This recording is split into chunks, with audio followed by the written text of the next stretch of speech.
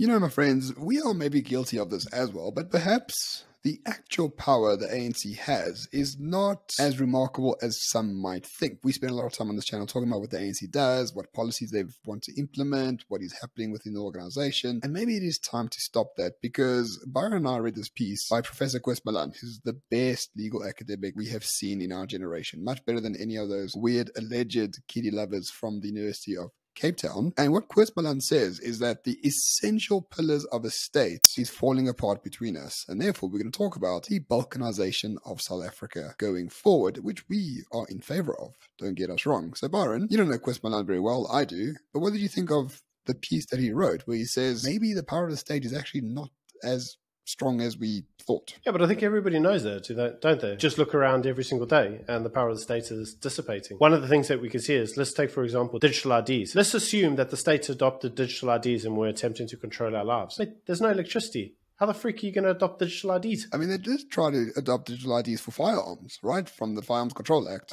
It's been, close to 14 years. There's no digital anything, and there's no IDs. There's all paperwork. So that's not going to work. So let's see what makes a state, right? There's like three things that make a state legitimate. We'll go through them very quickly. A dominant state ideology in which the key groups can identify themselves, or at least resign themselves towards. In South Africa, we have this rainbow constitutionalism, right? This 94 miracle, everyone's equal under the law, everyone can vote, black and white are equal, etc., etc., etc. That was perhaps the story at the time, but it has devolved to something much worse than that right now. Yeah, so I mean, what's interesting is that if you look at it, the first thing we would say is that the government needs to have an ethos that is representative to all. Now, the problem with the current ideology of the left is that representation doesn't necessarily mean political beliefs or values that we all share. What it actually means is that we all have the same pigmentation on our skin. If I have a black individual who believes in firearms, free markets, they believe in personal responsibility and personal freedom, do I feel represented?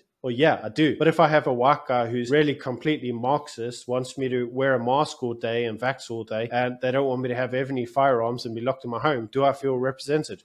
No. The idea that representation is all based on pigmentation is exactly what's causing South Africa as a whole to balkanize, to break up, because individuals seek groups where they can share a degree of group identity or a degree of group ethics or morality. Indeed, and in South Africa, especially in terms of the ANC, they have a group identity and a group ethics, but it's all them. It's the black entrepreneur. It's the poor rural woman who votes for the ANC. And the ideology of the ANC reflects that, but doesn't reflect the Indian entrepreneur or the colored kid fighting a gang war or anything like that. There is no dominant ideology for the ANC to call itself legitimate. And that's a very important part, because if you can't control people through their thoughts and in terms of how they fit into the state ideology, you need to control them through force and coercion. Normally, the state should have a monopoly on violence. In South Africa, they got a monopoly on, well, not much, because as we saw in the peaceful protest of KZN in 2021, even the army runs out of fuel on the way to some place that they are deployed to. So there's no monopoly on violence for the ANC, which apparently is not keeping them up at night, because it would keep me up at night if I was someone who wanted to be dictator. Yeah, I mean, you've got to remember that pre-1994, the group ideology of the ANC that kept everybody together was the idea of the non-racial society, a free black majority. And that was the group identity. That's what kept them together. The society is now free, and so all they can do is they should be able to push forward new ethics. And as we all know, being aligned to Socialism International, the organization itself has a deep socialist embedded thread. They want to have a degree of socialism. They want to have a degree of communism. They want to be the overall controllers. The problem is that the majority of South Africans don't, and they don't abide by that ideology. They want to be free. They want individual agency. They want to have strong traditional family values. And so as a result, the ANC's crux, and we saw this recently in the elective conference, was to harp back onto what they thought made them great, which is, let's go back to this non-racialist black nationalism type thing. Like, yeah, we're not scared of the whiteys. Like, that's the only thing that they can really think that might galvanize interest. But the problem is, 28 years into democracy, I think people have seen a bit beyond this. As Krip Papa said, of the DA in KZN. People use race to avoid the difficult questions in the country. And the difficult questions are those of what is the dominant ideology? What do we actually believe in? What we would like to see achieved? Exactly. So there's no dominant ideology. There's no monopoly of force because SAPS and the SADF are completely useless. So the only thing left for the ANC to call itself legitimate is to have infrastructure which businesses can use to run their operations.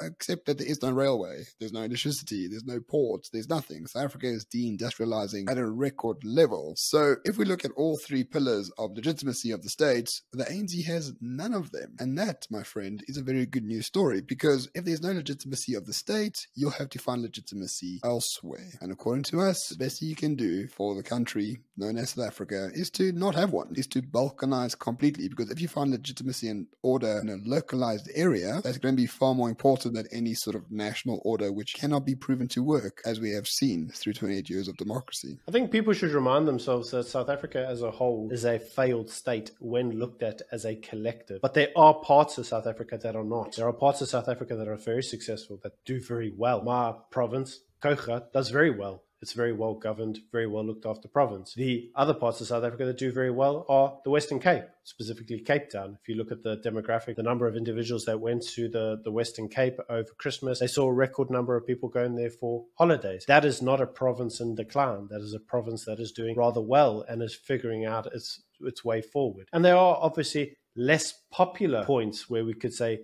these individuals are doing very well, such as Orania. Now, we all know that the minute we mention that, obviously on the stream, what we're going to do is we're going to get a load of individuals going, racist, how can you have Orania in the middle of South Africa? You can't have this white colony that wants apartheid in 2023. That's not actually what Orania wants. Orania wants to be able to control its own destiny in line with that of others. And so what we recently saw is Orania did a delegation to even a Xhosa tribe, and apparently the Xhosa tribe were very interested to hear how Orania had insulated itself from state failure. And so this is what we mean when we talk about the balkanization of South Africa. What we really mean is that individual communities will almost create conclaves or enclaves whereby they create a chartered destiny, a chartered identity for themselves without the intervention of the state. Exactly. So the state itself is a fiction. There are no pillars of legitimacy to it. There's no such thing as the national economy, because we can see that the economy is wildly fragmented. Corporations are spending millions of rands to get off the grid, right? To get away from the state. So what are you going to find?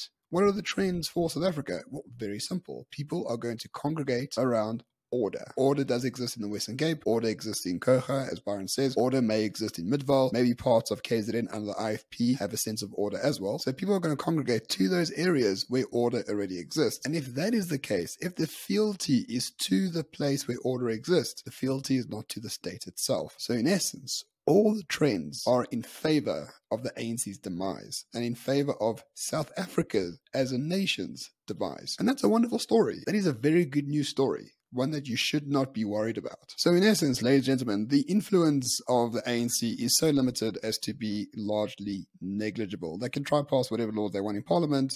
Can they actually affect it? No. Do they have the discipline to destroy the country?